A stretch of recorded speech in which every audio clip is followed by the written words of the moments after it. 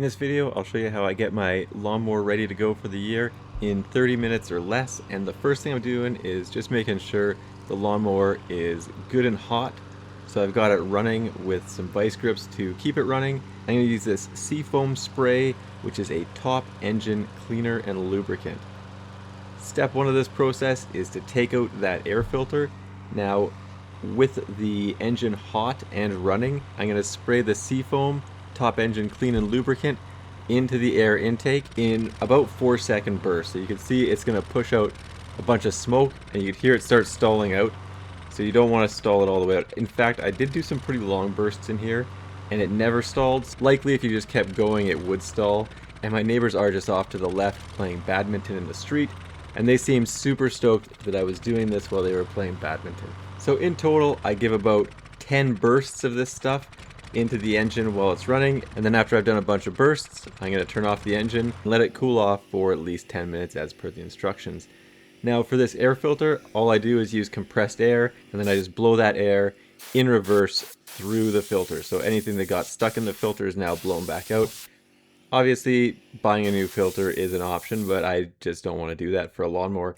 And once I've got the filter cleaned out, I could put that back in the air filter housing, and I could close it up because I'm done with the air filter.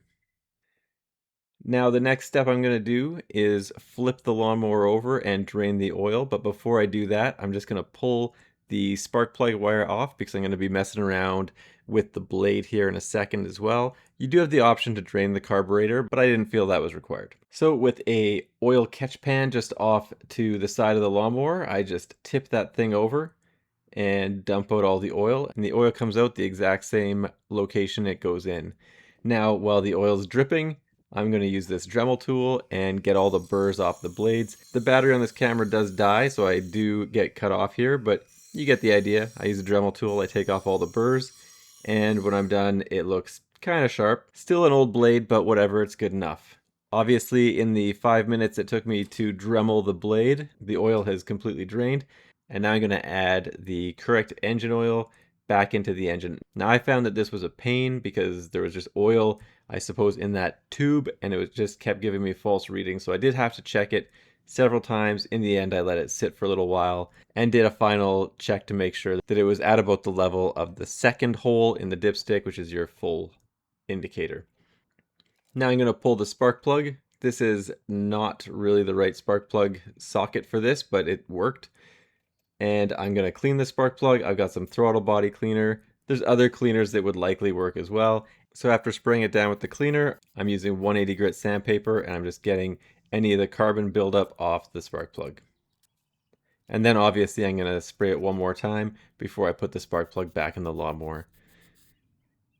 I do not use a torque wrench, nor do I have a torque spec for this, but I generally try to get it at about 10 foot-pounds, so it's not incredibly tight, it's just snugged up in there. And one of the final steps I'm going to do is to add a liquid seafoam product, which is their motor treatment for gas and diesel engines. It also helps to stabilize the fuel. Obviously this fuel is going to sit in this can for almost 1 full year as it slowly gets used throughout the summer. And I add about 60 milliliters to the gas, and I just free pour it. So for this half-liter container, it's just a little bit over 10%. And then obviously I'll fill the lawnmower back up with gas.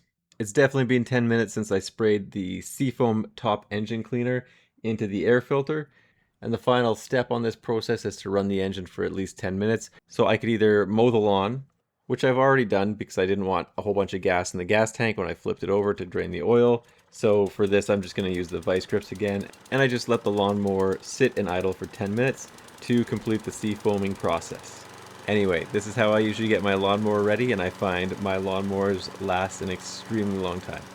Thanks for checking out my video. Don't forget to like and subscribe.